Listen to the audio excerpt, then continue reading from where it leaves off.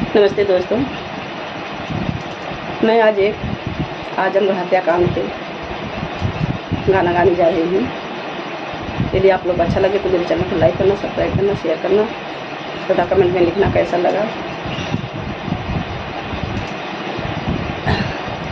आजमगढ़ में होई गए हत्याकांड हमरे भैया हो, आजमगढ़ में होई गईले बवाल हमरे भैया हो, बवाल हमरे भैया हो, बवाल हमरे भैया हो।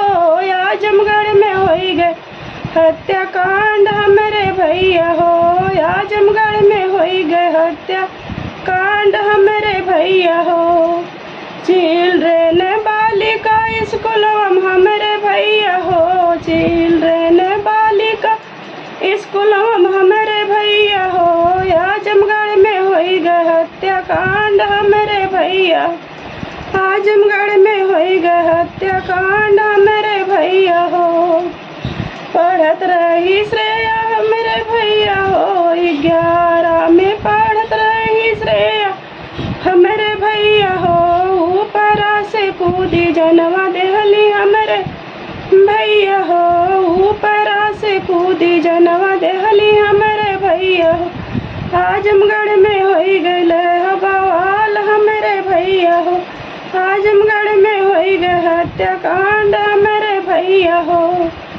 रोई रोई पूछे माई और बपैया हो, रोई रोई पूछे माई और बपैया हो। कवने करनवा जनवा देहलू हमरी रनिया हो, कवने करनवा जनवा देहलू हमरी रनिया हो। आजमगढ़ में होई गए हत्याकांड हमरे भैया हो, आजमगढ़ में होई गईले बवाल हमरे भैया हो।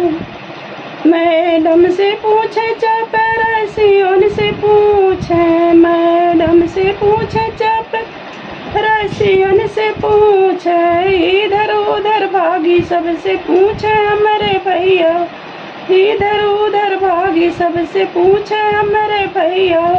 कौनो ना जवाब नहीं पावे हमरे भैया हो, कौनो जवाब नहीं पावे हमरे भैया। आजमगढ़ में होई गए हत्याकांड हमरे भैया हो, आजमगढ़ में होई गईले बवाल हमरे भैया हो, आजमगढ़ में होई गईले बवाल हमरे भैया हो।